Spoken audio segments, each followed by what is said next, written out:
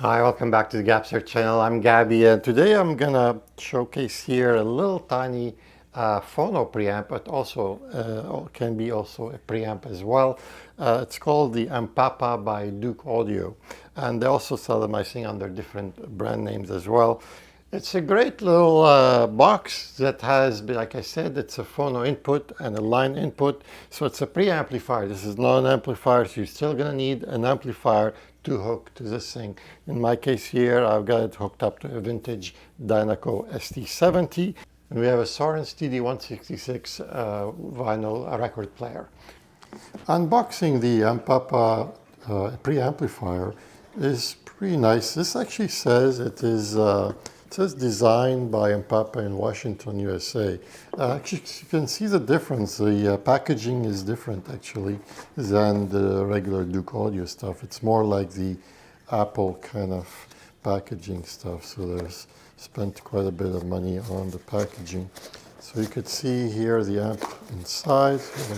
This is the amplifier, and probably here some power supply and some little bit of literature, and oh, they even give you an RCA cable and a nice fancy little cloth. And in here there's a couple more packages for the tubes. So everything is packaged nicely, which is it's a nice gesture.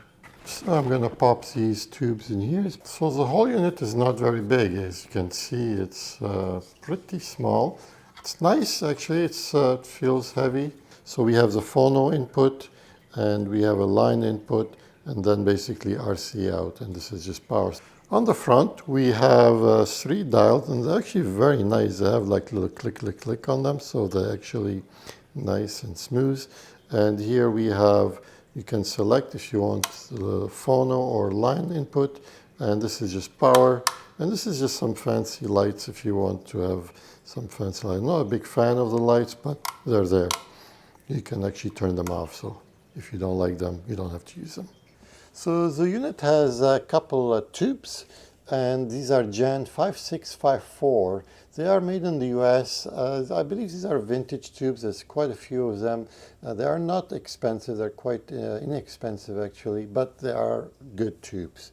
Also, the unit has a headphone jack, which comes really handy for folks that like to listen to headphones. The unit has some nice LED lights. They could be switched. This is the orange version, and you can actually have the green version. And if you hate them both, it's pretty simple. You can just put in the middle and there is no light at all. I'm a little bit not sure about the lights. Sometimes I like them, sometimes I hate them, but everybody's different. I think you might like them. Like I said, they're quite different. They look more intense during the night versus during the day. You don't notice them as much. The tubes are not just for show, they're actually functional, so they do actually help smooth the sound, and gives it that nice tube-ish sound. So it's like a hybrid of, it's not, if you're like looking for a pure tube, this is not the unit for you, but it's consider it more like as a hybrid between tubes and the solid state. All right, so I've got the Ampapa preamp here hooked up to a Soren's TD166. So it's a nice vintage turntable, and I got it hooked up. To be honest, I was skeptical about this little thing. Sometimes, unless you have like a nice big shiny box, you kind of tend to underestimate certain products. I have to say I'm pretty actually impressed by it. I did not expect it to sound this good. I'm not saying this is, high-end professional stuff, but it's actually quite close. I think it'll be ideal for someone that, wants a small system yet wanted to still sound good. When you see the pictures on their site, you get those very green and very strong lights. It's actually not that flashy in real life. And it's a good thing, because to be honest with you, I wasn't a big fan of those lights, but now that I see it here in my place, I'm actually liking it. And it's not like in your eyes. They're very subtle, and you can actually turn them off. I don't even know if you actually can see them on the cameras. They're that subtle. So they're actually not so bad. You can also turn it into a green color if you like. I'm not a fan of the green for sure, but again, some people might like that.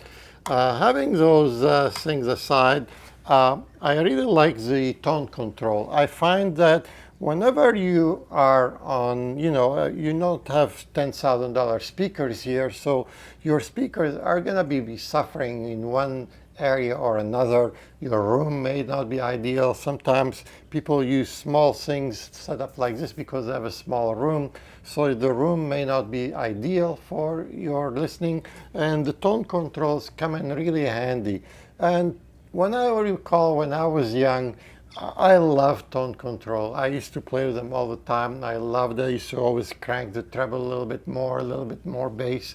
And it just gives you some happiness and satisfaction. And if you don't want to use them, you can put them on neutral. So it's good for everybody, but it's nice to have them, I find, at this level. So here's a close-up of it, and you could see the tone controls, bass, treble, and volume. And they have little clicks. They're actually very nice. They're not like wonky. They feel really good when you turn them around.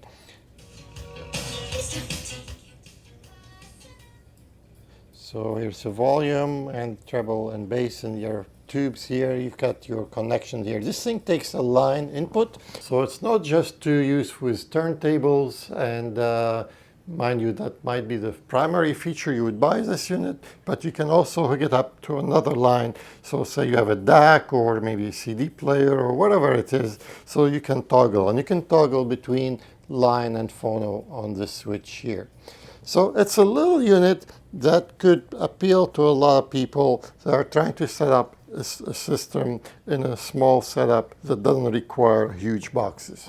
The price of the Ampapa is around 140 US dollars, and often sometimes there's some coupons or some little discounts you can get if we can shave a little tiny bit of that. I'm trying on my channel to get different price points for things, some really inexpensive stuff and some very expensive stuff, trying to appeal to a variety of people. We're not all at the same level, and some people are just starting out, some people have been at it for years, some people have lots of money, some people don't. So I'm trying to appeal to everybody, including especially doing some DIY. If you like my channel, consider subscribing. I'll put a link in this corner here for 10 songs that you might want to listen to that will really improve your system. After all, great songs are the best upgrade to your system. And below it, I'll put a link on my recent project here where I'm working on a DAC from a TDA 15418 chip. And it's kind of an interesting story for people who are interested into DIY. Take care, and I hope to see you again.